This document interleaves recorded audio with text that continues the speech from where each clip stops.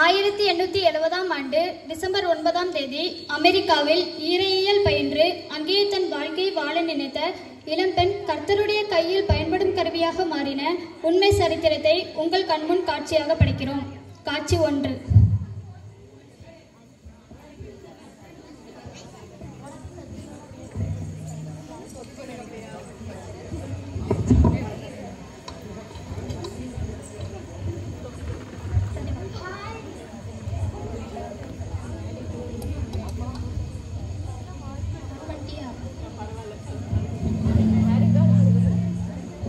Hi Lisa, Linda, Ida.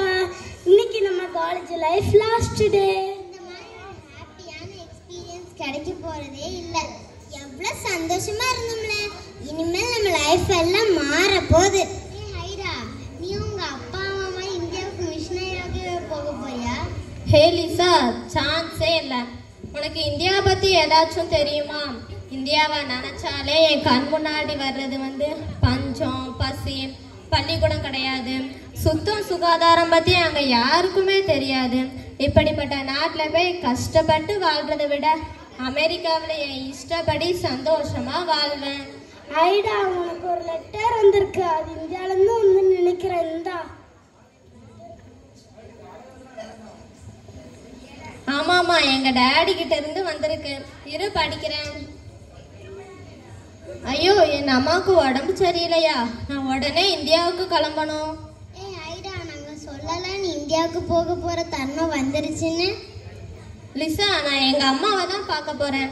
எங்க அம்மாவுக்கு உடம்பு சரியான உடனே நான் திரும்ப என் அமெரிக்காவுக்கே வந்துடுவேன். இதான் என் உறுதியான நம்பிக்கை. சரி, உன்னோட இஷ்டப்படியே செய். பாய் ஐடா. பாய்.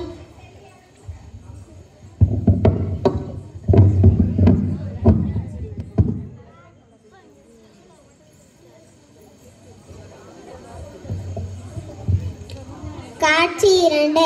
ஐடா இந்தியாவில்.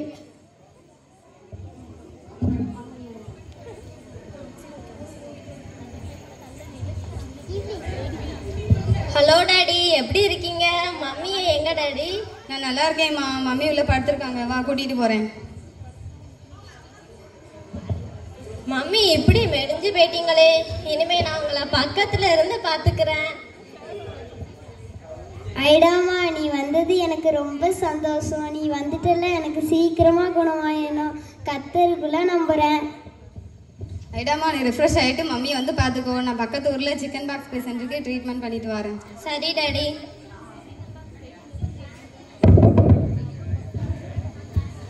காட்சி 3.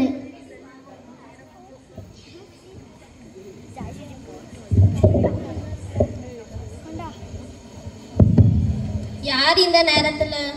அம்மா அம்மா, எங்க ஆத்துக்கு பெச வலி துடிக்கிறேன் அம்மா, சீக்கிரம் அந்த உதவி செய்யுங்கம்மா. ஐயோ, நான் டாக்டர் இல்ல, எங்க அப்பா தான் டாக்டர். அவங்க வெளியே போயிருக்காங்க, இப்போ வந்துருவாங்க. அவசரம் அவசரம், எங்க ஆத்துக்காரியை காப்பாத்த யாருமே இல்லையா? எங்க ஆத்த பெண்ணாங்க பார்க்க விடவே மாட்டோம். இப்போ இவன் வர பசங்க வர பார்க்கணுமா? எங்க அப்பா இப்போ வந்துருவாங்க, அவங்களுக்கு நானும் உதவியா வரேன். அதுக்கு நாங்க ஒரு காலமும் அனுமதிக்கவே மாட்டோம். ஐயோ, எங்க ஆத்துக்காரியை காப்பாத்த யாருமே இல்லையா?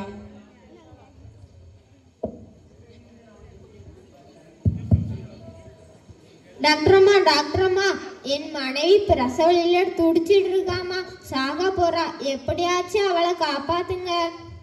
ஐயோ, நான் டாக்டர் இல்ல, எங்க அப்பா தான் டாக்டர். அவங்க வெளியே போயிருக்காங்க, அவங்க வந்ததும் அவரை வர சொல்றேன். ஐயோ, நீங்க டாக்டர் இல்லையா? மற்ற பெண்களை பார்க்க கூட எங்க ஆண்களுக்கு அனுமதி இல்லை. பிரசவம் எப்படி பார்க்க முடியும்? நீங்க வந்து என் மனைவியை காப்பாத்துங்க. நான் அதுக்கு படிக்கல, எங்க அப்பா வந்ததும் அவரை வர சொல்றேன். இல்லம்மா, ஒரு ஆம்பளை நாங்க பிரசவ பார்க்க விடவே மாட்டோம். இதுக்கு வேற வழியே இல்லையா?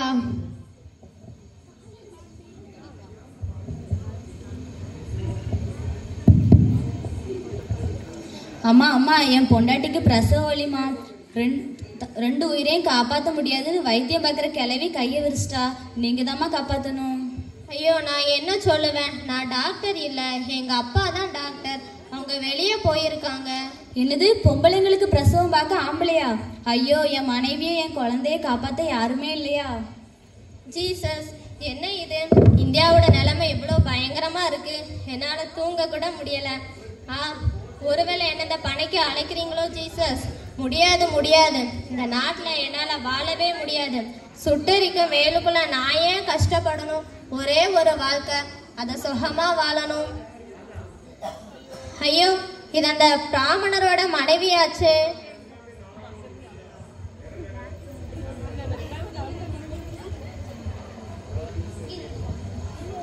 இந்த முஸ்லிம் அண்ணாவோட மனைவியும் மறிச்சிட்டாங்களா? இவங்க மனைவியும் இறந்துட்டாங்களா?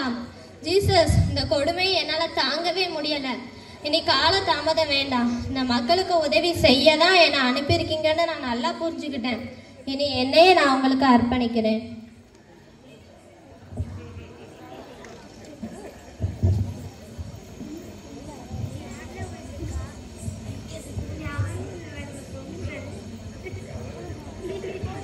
அமெரிக்காவுக்கு சென்று மருத்துவம் படித்துவிட்டு திரும்பி இந்தியாவுக்கு வந்து மருத்துவ பணியும் சுவிசேஷ பணியும் செய்து அறியாமை மூடநம்பிக்கை என்னும் இருளில் உள்ள நம் தேசத்துக்கு சுவிசேஷம் என்னும் ஒளிவிளக்கு ஏற்றியதால் தான் மெய்யான இயேசுவை அறியும் பாக்கியம் பெற்றுள்ளோம்.